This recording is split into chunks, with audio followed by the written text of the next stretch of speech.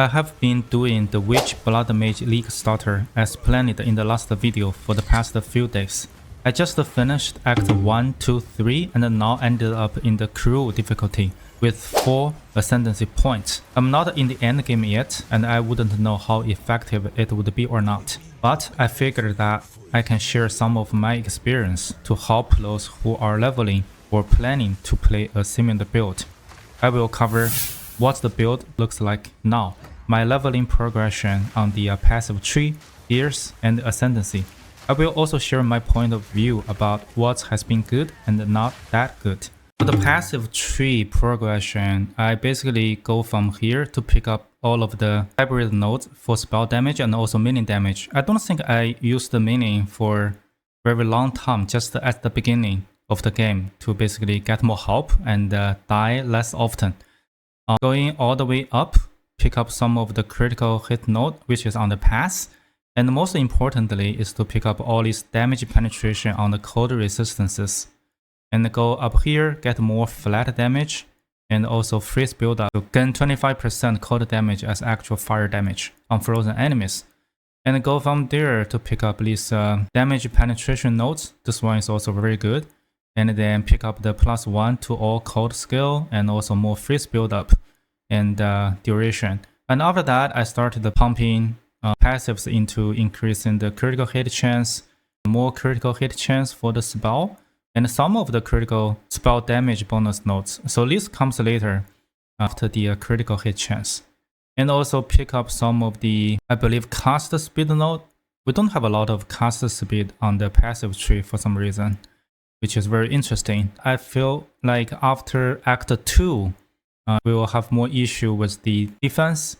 And I tried to use mana over meta, but found out my mana region is really not up to bar to use that passive node, so forget about it. I ended up watching some videos and also go basically a little bit on the left, bottom left here to get more region for the defense. And there are some damage node and area of effect to pick up as well. I just started the crew difficulty, so my plan is probably to go left, pick up more critical hit chance for spells under the way. Like these loads are pretty good for critical hits. And then we'll see what my gear look like. And for the Ascendency, I was able to complete second trial as well. The first one, there's no choice. We have to pick up Sanguimancy to get the life relevant. After that, we just have all the options available. Right now, I'm just trying the spell damage leech as life option.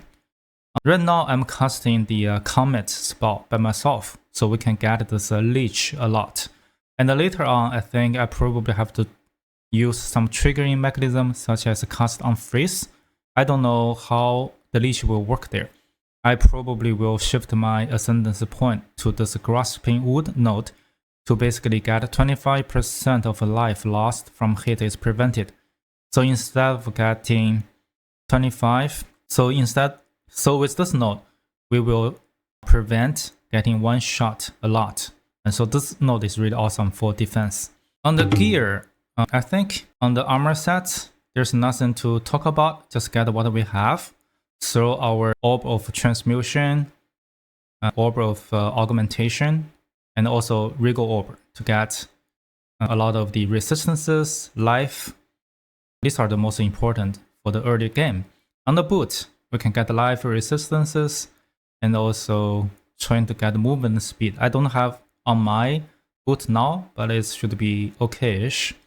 And if we can get some region, like a life region, which should be very good survivability.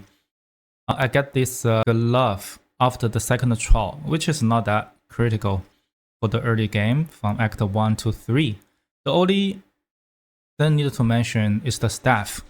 I think for the staff, we need some luck to craft it. We sometimes can just go to the vendor to look for +1 level for cold spell skills or plus levels for all spell skills.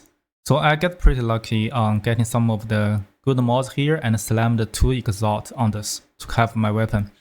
It's not the top tier, but this is decent enough for me to clear Act 1, 2, 3. And then I think for the charm, I basically have all the options in my inventory, like grant immunity to bleeding, prevent slow, ignite, add cold resistance, fire resistance, lightning resistance, and also bleeding, poison. So this is really to swap the gear in the fight for different situations. One of the good things is that we can swap our gear on the fly even during the fight, which is pretty awesome.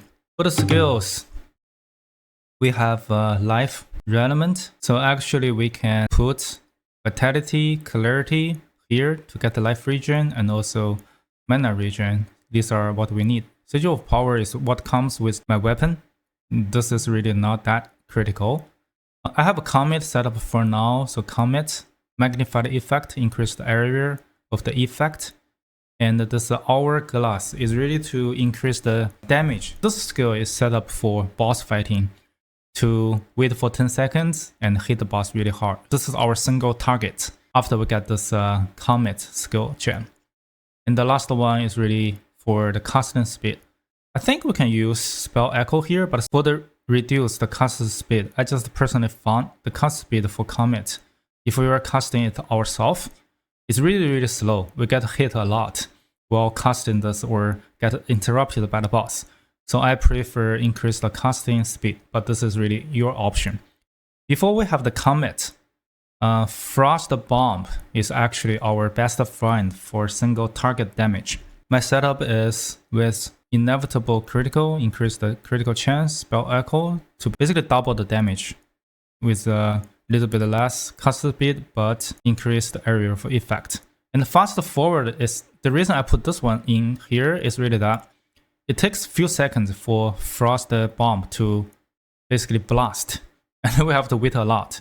By the time the boss may just have been moved away in the area, so I put this one to reduce the time of the blast, so we can get more damage uptime. And then I have Arctic Armor linked with Ambush to increase critical hit chance. Arctic Armor can also help freeze enemy a lot of the time. Frostbolt, we fire this one to the target in a close range, and then we will cast our Cold Slap to blast them. And with that, I have a Scatter Shot to increase additional projectiles, and use Glaciation to increase the freeze buildup, and also Deceleration to reduce the project speed. Cold Slap have a pretty small range to activate, reduce the speed of Frost Bolt, and then we can basically catch up with Cold Snap to shatter all the enemies. For the Cold Slap, we have Unleash. This will get more copies of Cold Slap, which can basically blast all the projectiles from Frost Bolts.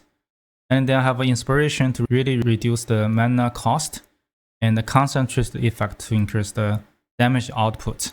Frost Bomb will be our best single target, and the Cold Slap together with Frost Bolt will be our clearing. We can use Enfeeble to make our enemies to do less damage, so which is safer. I haven't figured out how to use Frost Wall yet. As Nova, I use this one at the beginning of leveling, but see where you fit. You can use this one for area of damage as well as the beginning of the game. One thing notice to mention is that for the spirit, I actually have maximum spirit 60 here by completing 2 of the tasks. For example, we can go here to adjust how we can turn on or turn off. For Arctic Armor, it consumes spirit. But I also learned that, for example, for Vitality and also Clarity, we have here also consume some spirit. So just make sure you reserve the spirit wisely to your needs.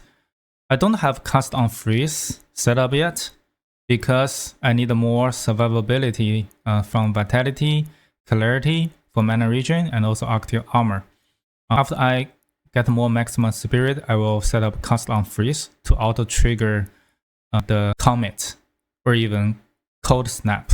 After we get freeze, if Cold Slap automatically triggers, that's gonna be much better for quality of life and also damage. Let's get into the battlefield and see how this build is playing out. We drop Frost Bomb from afar and cast Frost Bolt. Frost Bomb, Frost Bolt, Cold Slap to shatter, pick up the Blood Orb on the ground. So that's what we do a lot. So you can see we can basically Frost Bomb, Frost Bolt, Cold Slap to shatter. So we do this basically very effectively to clear all the mobs. And on the boss, I think the single target would be the Frost Bomb before we get the Comet. After we get the Comet, we can cast that to deal a massive damage to the bosses. So we can try to find a group of mobs and cast our Comet. So this is already in crew difficulty, but I'm just demonstrating how this playstyle looks like. Let's find a group of mob. Do that, and then cast a Comet. So this will clear basically probably all of the mobs in the area. I think for now, as long as we're keep hitting and clearing the mobs, we have a lot of blood orbs on the ground to keep us alive, which is very good. As for the Ascendency, right now I have the Life Remnant. So this is a Sanguimancy, which will spawn a Remnant, which is the blood orb. Upon killing an enemy, 25% chance to spawn, or when we critically hit a target, we get one orb, no more than 2 seconds. And each orb will grant 157 life, so which is very good. So this has no issue with clearing mobs. And for the bosses, it will be really depend on our critical hit chance. And we don't have a lot of critical hit chance right now. So we can see our Comet has a critical hit chance of 28%. We are still working on our passives and gears to get higher than that. Drop Frost Bomb, give him a Comet at the beginning, Cold Slap, just keep dropping Frost Bomb so he's frozen. And drop another Comet and the Frost Bomb. Ooh, that's really hurt. Let's pick up the Blood Orb. Oh, he's attacking like crazy. Okay, we can just use Frost Bomb to deal with him for now. Get rid of this. That's good. I don't know if that hit or not, but drop a Comet whenever we can. So you can see the Comet is casting pretty slowly. A lot of animation. Because right now we have the Ascendency node to leech life. 10% of spell damage leeches life. When we do massive damage with Comet, it basically compensates with the damage that we're taking, which helps a lot, but still, this is one of the downside of it. Frost Bomb, and give him a Comet. Deep Freeze. Not Deep Freeze, I think just frozen. Okay, Frost Bomb. Okay. Oh, let's get rid of here. So if we cancel the animation while we're casting our Comet, it will restart the cooldown again. Okay, we have another Comet. Oh, he's not finished yet? Maybe another Frost Bomb to finish him off. Yes.